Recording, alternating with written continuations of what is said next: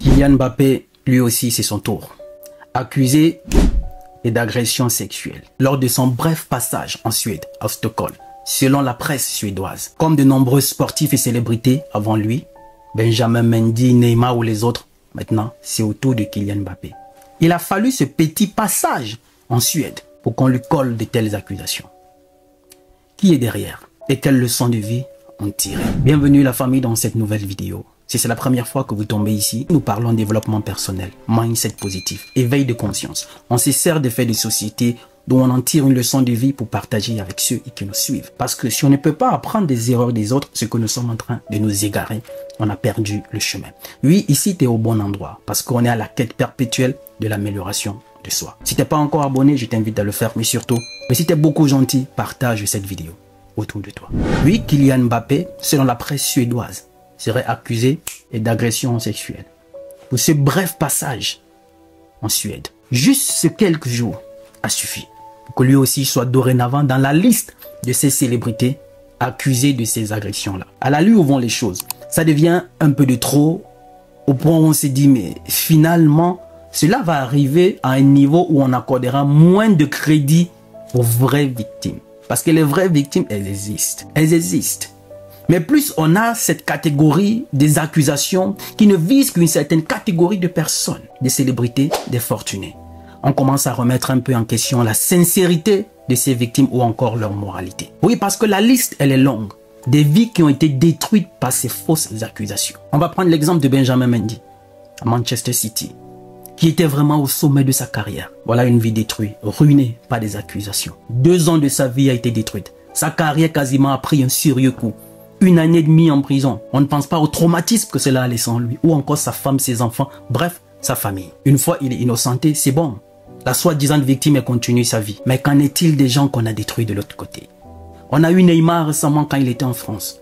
Où c'est cette femme elle-même qui pose le téléphone pour enregistrer. Et dans la vidéo, on voit que c'est elle qui est assez agressive. Et par la suite, quand on pousse loin les enquêtes, on se rend compte qu'elle avait des difficultés financières, une dette quasiment de plus de 35 000 € à l'université. On est prêt à détruire la vie de l'autre, son image, tout simplement à cause de ce qu'il a pu travailler, de par la sueur de son front, de par ses efforts, le sacrifice. On a eu Ousmane Sonko récemment au Sénégal, avant qu'il ne soit, avant que son parti ne passe à la présidence. C'est qui le prochain sur la liste? C'est qui le prochain sur la liste? Et aujourd'hui, concernant Mbappé, la presse est en train de le détruire. Surtout depuis son départ de la France. Et c'est là où cet acharnement contre lui a vu le jour. Et comme par hasard, comme lui-même il a tweeté, fake news, cela apparaît comme par hasard la veille de son procès qu'il a avec le Paris Saint-Germain. Qui est derrière?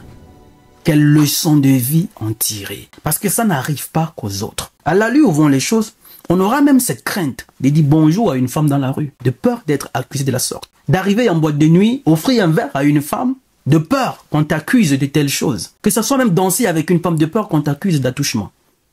On va dans quel monde? Et à la lui où vont les choses, comme par hasard, ça ne vise qu'une certaine catégorie de personnes. Nous, les manjangos là, tu vois, les manjangos là qui n'ont rien là, non, il n'y a pas de problème. Vous là, non. Mais ça ne vise qu'une certaine catégorie de personnes.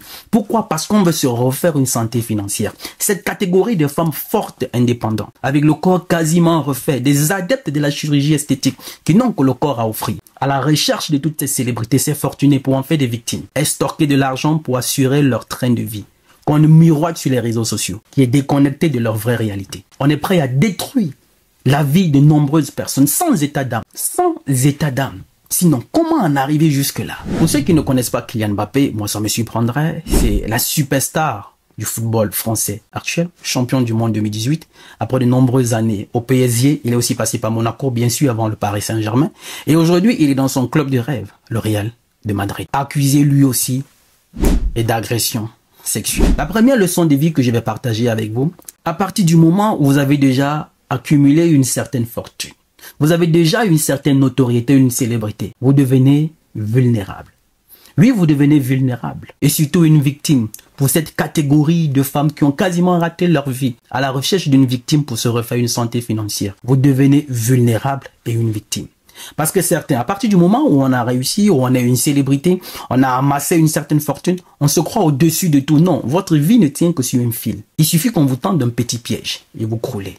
Une petite accusation, vous croulez. Même si par la suite vous serez innocenté, il y aura une période où vous serez traîné dans la boue. Et pour vous humilier davantage, on vous envoie même en prison. Et parfois, c'est dans le but de vous faire vraiment pression. Parce qu'aujourd'hui, il faut remarquer que ces catégories de femmes-là, elles sont aujourd'hui entourées de vrais avocats, des juristes, qui leur donnent des conseils comment piéger les gens. Une fois vous devenez célèbre, une fois vous avez une certaine autorité, votre vie ne tient que sur un bout de fil. Une petite erreur, un petit piège, c'est fini, on vous détruit. C'est à partir de ce moment que vous devez faire beaucoup attention. Vous méfiez surtout de tout le monde. Et la deuxième leçon de vie, sachez choisir vos amis et les milieux que vous fréquentez. Nombreux sont ceux qui ont coulé à cause de la mauvaise fréquentation. Qui sont tes amis?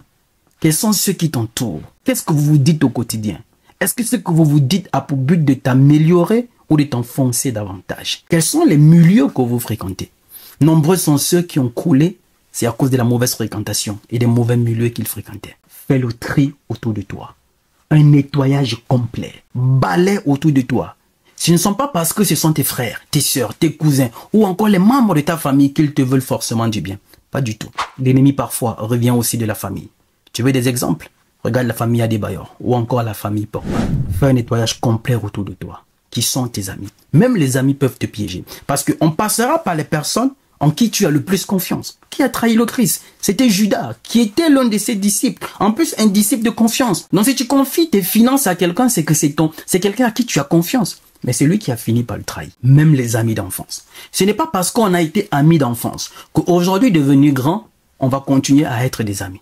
Pas du tout. La relation, elle reste. On a été des amis d'enfance. Ce n'est pas pour rien qu'il y a le mot enfance. Les amis d'enfance. Aujourd'hui, devenu grand, ce n'est pas pour autant qu'on va continuer l'amitié. Non.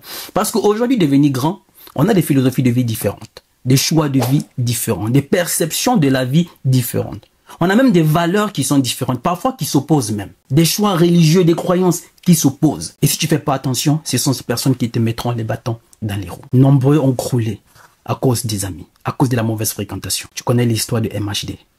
Aujourd'hui, c'est Kylian Mbappé accusé de telles agressions. À la limite, ça fait rire, ça devient ridicule. Surtout la presse qui est en train de l'écraser en ce moment. Qui massacre sa présomption d'innocence. Tout accusé bénéficie toujours de la présomption d'innocence, jusqu'à ce que les preuves de sa culpabilité soient établies. Pour l'instant, ce ne sont que des accusations. Mais la presse est déjà en train de le détruire. Qui est derrière? Pourquoi c'est depuis qu'il est parti de la France?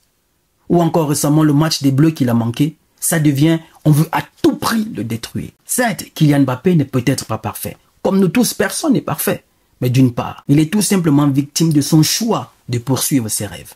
Aller au Real de Madrid. Vivement que la justice lise le droit. Mais la question qu'on se pose toujours, que deviennent ces soi-disant victimes à partir du moment où la justice innocente, ces personnes qu'elles ont accusées, qui sont passées par la prison, qui ont vu leur boulot détruit, réputation détruite, les familles traumatisées. Quel est le sort réservé à ces fausses victimes? Ça peut être ton frère, mon frère, nos enfants, nos cousins. Ça n'arrive pas qu'aux autres. Faisons beaucoup attention aux personnes qui nous entourent. Fais le tri autour de toi. Même les amis peuvent te piéger. On va t'appeler, il y a une fête là chez moi, tu peux arriver? Tu arrives tranquille, on a déjà préparé une femme quelque part. Pendant que tu fais tes tours, c'est elle qui viendra vers toi. Parfois c'est toi qui repousses, mais il y a quelqu'un qui est déjà en train de filmer. Demain plus tard, boum, sur la presse. Agression sexuelle. Tu as juste dansé avec une femme lors d'une soirée, on va t'accuser d'attouchement et tout ce qui va avec. Tu voyages pour aller quelque part, tu rencontres quelqu'un. Elle est consentante pour ce que vous allez faire. Pendant que tu dors, on te file. Tu as fini, tu es parti. Quelques temps plus tard, c'est quelqu'un dans un autre pays, quelque part, qui t'envoie cette image-là, où on te fait le chantage. Il faut que tu payes. Et quand tu la contactes, elle dit elle ne sait pas. Elle a perdu son téléphone. Nombreux sont aujourd'hui des victimes qui subissent ce chantage au quotidien, qui sont en train de payer de peur que l'une de leurs images soit diffusée. Pourquoi pas ces femmes mal intentionnées? Faisons beaucoup attention. Sois le plus vigilant que possible. L'ennemi est partout. Et vivement que la justice lise le droit. Mais à cet allure, ça devient un peu de trop. Surtout ces accusations qui ne visent qu'une certaine catégorie de personnes. Les familles, dites-moi ce que vous en pensez en commentaire.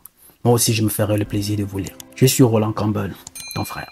Il n'est jamais trop tard pour recommencer. Parce que le rêve n'a pas de date d'expiration.